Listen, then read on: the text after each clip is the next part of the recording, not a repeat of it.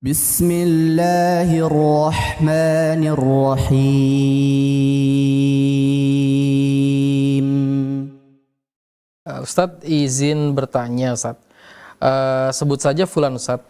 Santri baru yang berasal sebut saja Fulan, dia merupakan seorang santri Ustadz, yang rajin sholat jamaah. Sampai-sampai ketika datangnya waktu sholat, ia menaruh sajadahnya di saf depan agar tidak ditempati orang lain. Karena ia tahu betapa besarnya keutamaan sholat berada di saf depan. Sehingga terkadang tak kala sholat akan dilaksanakan, ia belum menempati tempatnya. Walhasil sampai pertengahan sholat ia belum juga nampak dan meninggalkan kekosongan saf tersebut. Bahkan pernah suatu ketika ia menerobos saf menuju tempat di mana dia meletakkan sejadah dengan cara melangkahi orang sholat. Bagaimana hukum membooking tempat sholat yang berdampak seperti ini, Ustaz? Jadi ya akhil aziz barakallahu fikum, semangat itu satu kemuliaan, tapi harus dipandu dengan syar'i, dipandu dengan syariat dan dipandu dengan aturan. Makanya Rasulullah Shallallahu Alaihi Wasallam tatkala bicara tentang keutamaan shaf yang pertama, beliau itu melanjutkan dengan sabdanya, walinu bijani bi ikhwanikum. Kalian itu ya boyo sing lunak dengan teman-teman kalian. Setelah menyebutkan keutamaan shaf yang pertama. Maunya apa? Maunya itu adalah apabila orang itu kepingin shaf yang pertama, jangan sampai kemudian memudaratkan orang.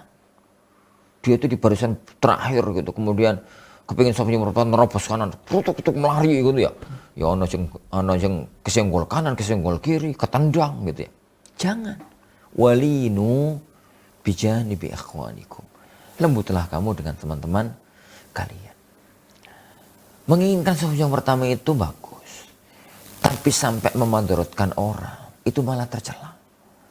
Gambarannya begini, jenengan itu kepingin shaf yang pertama, kemudian komat itu langsung maju, sampai di depan ternyata shaf yang pertama penuh sudah penuh, sudah rapat, sudah penuh. Jenengan di shaf yang kedua, kemudian kepingin maju, tetap kepingin maju, lalu ngomong sama teman-temannya, geser lagi, geser gitu. Akhirnya saat shaf itu nggak ada orang yang bisa sholat khusyuk karena apa itu mepet, karena posisi gerakannya nggak enak semua gara-gara satu orang maju. Dalam kondisi itu jenengan bukan dapat pahala, malah dapat dosa saat shaf. Maka perhitungan segala sesuatu dengan tepat. Perhitungkan segala sesuatu dengan tepat. Yani syariat itu tidak dipandang dari satu titik, tapi syariat itu dipandang dari semua sisi yang ada, dari semua sisi yang ada. Nah, dari sini maka ana katakan ya, masjid itu tempat umum, milik semua orang, dan tidak boleh untuk booking tempat di sebuah tempat umum. Tidak boleh untuk booking tempat di sebuah tempat umum. Dalam arti shaf depan, belakang imam, agak kanan itu milikku. Nanti kalau ada orang datung duluan diusir, ini tempatku, gitu, misalkan begitu. Itu terlarang. Atau kondisi yang kedua yang digambarkan dalam pertanyaan tadi. Yang digambarkan dalam pertanyaan tadi. Saking semangatnya, jam 11 itu sudah naruh sajadah sama kopiah di shaf yang pertama. Bareng ngono dulinan ke asrama, makan, minum, mandi gitu. Sampai azan dia itu masih di kamar. Sampai kemudian semacam itu. Itu zalim ya akhi. Itu zalim. Siapa Anda sampai kemudian berani melakukan yang semacam itu? Karena Anda nggak punya hak terhadap shaf yang pertama itu. Kalau emang Anda siap, bawa sajadah, sholat dan duduk di situ. Dan duduk kemudian di situ. Jangan kemudian di booking. Karena itu tempat umum, milik semua. Jadi milik semua orang. Apalagi dengan gambaran kayak tadi. Itu malah numpuk salahnya. Pertama booking. Yang kedua, menjadikan soft renggang malahan. Putus softnya. Jadi putus softnya. Kemudian tatkala Anda datang, melakukan kesalahan tadi, ngelompat-ngelompati orang. Jadi ngelompat-ngelompati orang, ganggu orang segitu.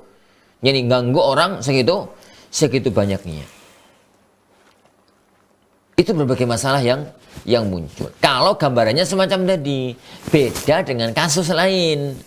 Kasus lainnya itu begini. Antum adzan sudah siap. Ya. Sebelum adzan bahkan sudah siap. Sekarang kan luhur itu misalkan kalau di wilayah Gresik itu kan 11.20 toh. 11.15 kalau 11.20 kalau sekarang. 11.20 itu adzan luhur. Jangan itu sebelum luhur sudah siap. 11.10 lah itu sudah ke masjid, sudah siap. Sudah siap, sudah di masjid. Tatkala sudah di masjid, adzan masih di dalam masjid, kemudian sudah sholat qobliyah, lah qadarullah setelah sholat qobliyah kok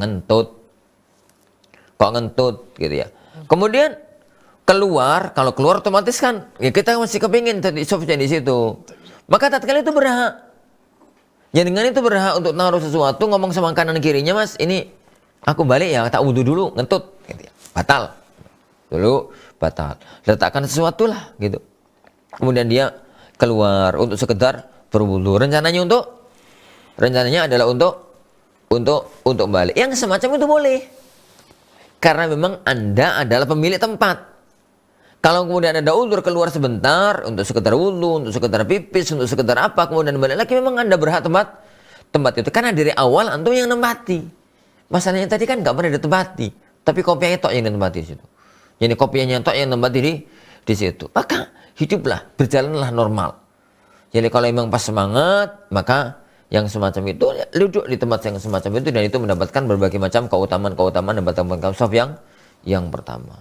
Wallahu a'lam bishawab. Nah.